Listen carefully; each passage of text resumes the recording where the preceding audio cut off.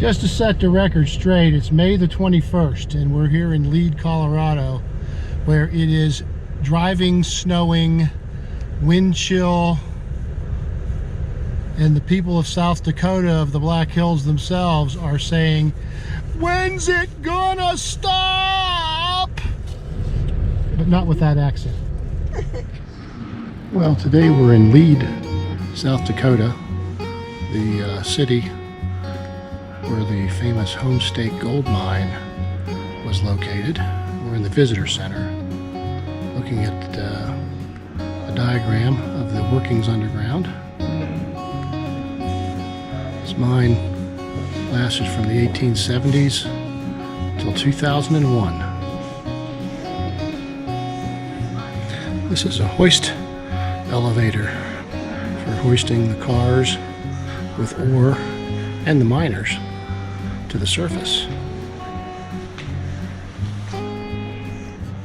At its fullest depth, the mine is 8,000 feet underground. And today, it's the home of Sanford Laboratories, which does experiments with neutrinos, some subatomic particles.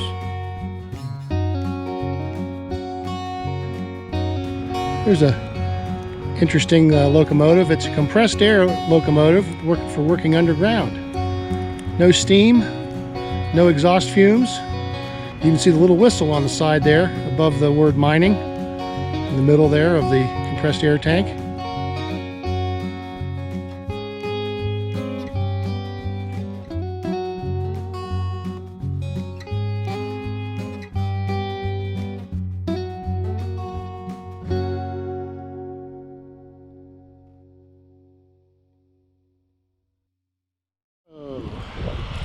So, snowy day activities again today.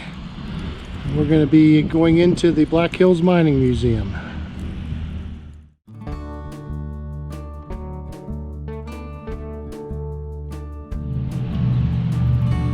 Another smokeless cooker, compressed air powered locomotive outside the museum. Here's an old single drum hoist.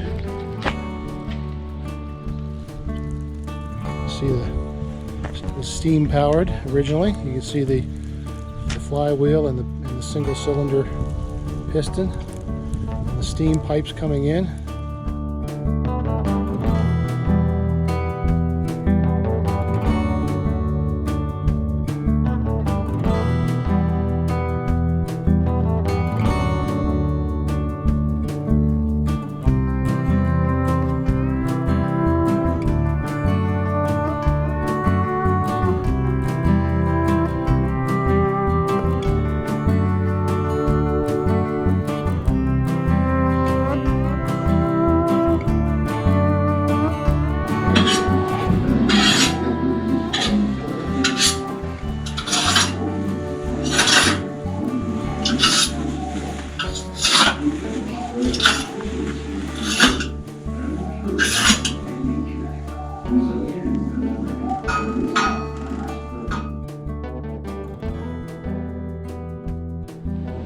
Back in Deadwood, it's snowing again, as you know.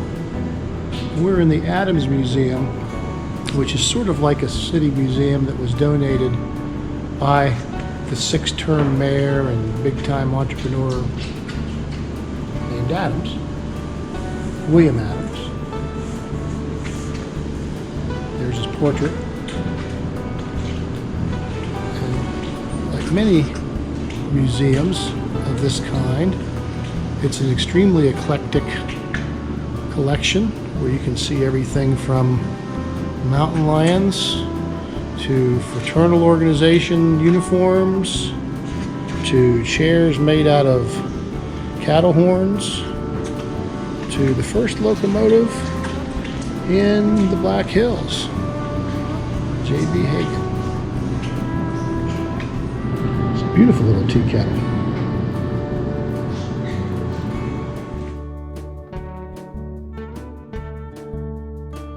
In its heyday, Deadwood had a Chinatown, complete with opium dens. This is really a museum of what museums were like back in the early 20th century, before museum science came along and people started to try to contextualize things and interpret them. This is just a display of artifacts collected over the years. And we all know that no serious museum is complete without a two-headed calf.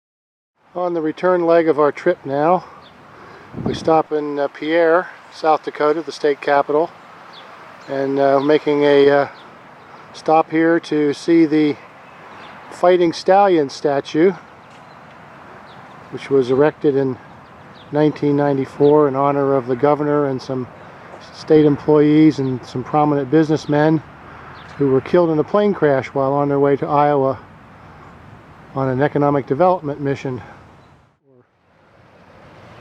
They have a pond here behind the state capitol. Below the Stallions monument, there's a memorial to the veterans over there.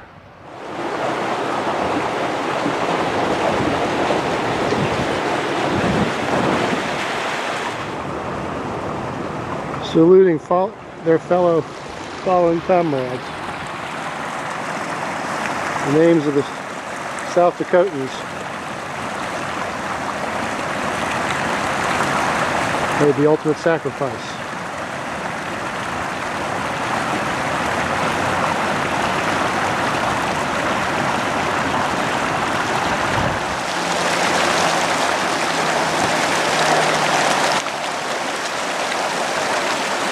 Korean War veteran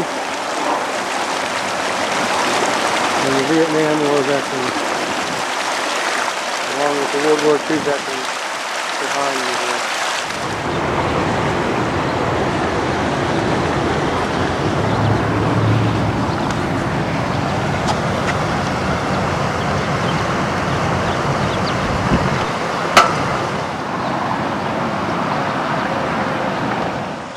It would have been great to get a view of their lovely state capitol building, but they heard we were coming and put the scaffolding up to block the architecture. So we'll just take a quick shot of the blue scaffolding over the lake.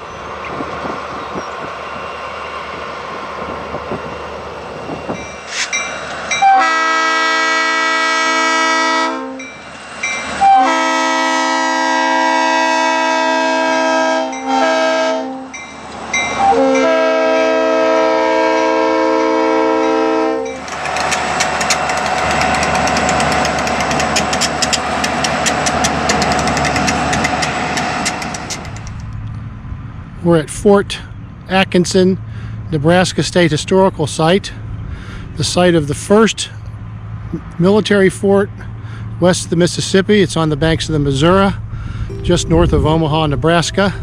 And it was built beginning in 1820, and it was abandoned in 1827, as already the frontier had advanced far enough farther west that this fort was no longer worth maintaining.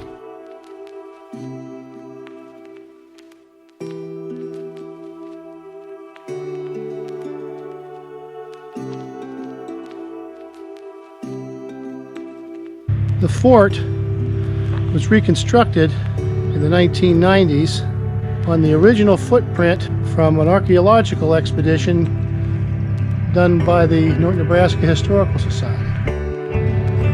The logs and the mortar were donated by the Burlington Northern Railroad Company and a concrete company subsidiary.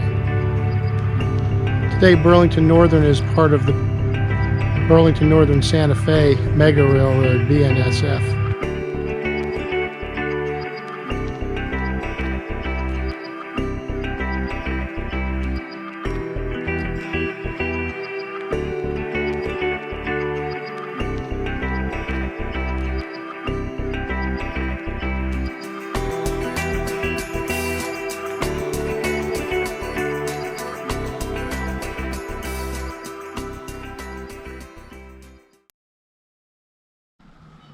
Another brutal punishment, the punishment room. About 4.5 feet high. The soldier would be inside that thing crouching, and if his strength gave out and he slumped down in there, his chin would come up under and he would be choking. We come around here. The old-fashioned stocks were still in vogue. Various shackles, leg irons. And here we have cat o' nine tails. Flogging was still common at that time for all sorts of disciplinary infractions. And here's if you're straddling the horse over there, you probably have this hung around your neck. One of these, drunkard, deserter, whatever. We've stopped at a little historical marker roadside in southern Illinois, having just crossed the Mississippi River, on our way from their campsite in Mark Twain National Forest to our campsite for tonight in Hoosier National Forest. Marker says that this bridge was in constant use from 1844 into the 1930s, and almost all of it is original. We're at Tipsaw Lake Recreation Area in the Hoosier National Forest, and as the name would suggest, we are in southeastern Indiana. Debbie's trying to make nature neat. Thanks for watching. Please click the thumbs up icon to like the video and share with your friends via email or social media. I'd love to have you subscribe, and if you do, please click the little bell icon so you'll get notifications whenever I post a new video. Goodbye.